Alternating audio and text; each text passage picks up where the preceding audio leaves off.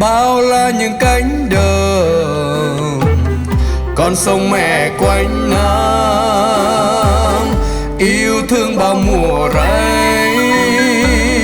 Tôi yêu Cromana, đây cà phê chín đỏ, bao con người thân thương, núi đồi xanh ngút ngàn. Nói lời khăn cùng thuốc mặn kết vòng xoan nhịp chia để biết câu ai lại ra giết bên đáy núi thì thầm đây mình mong buồn chấp bên con sông ngọt ngào. Cromana ơi, Cromana ơi, câu khắp y lũ lìn, Câu khắp y lũ lìn, tôi yêu em rất nhiều.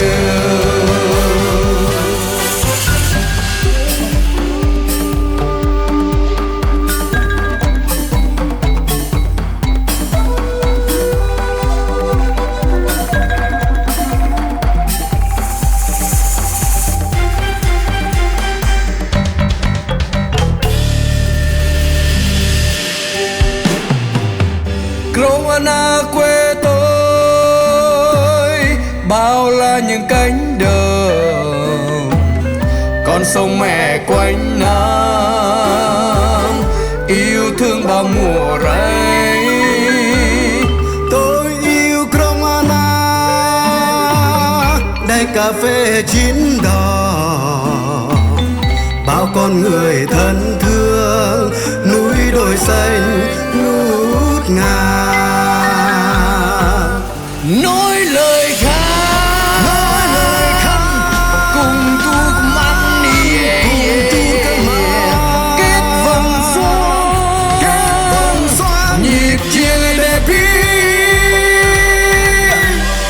câu ai lại xa xiết bên đáy núi thì thầm đây mình mong buồn chấp bên con sông ngọt ngào. Cromana ơi, Cromana ơi, câu khắp y lũ lìn, Câu khắp y lũ lìn, tôi yêu em rất nhiều.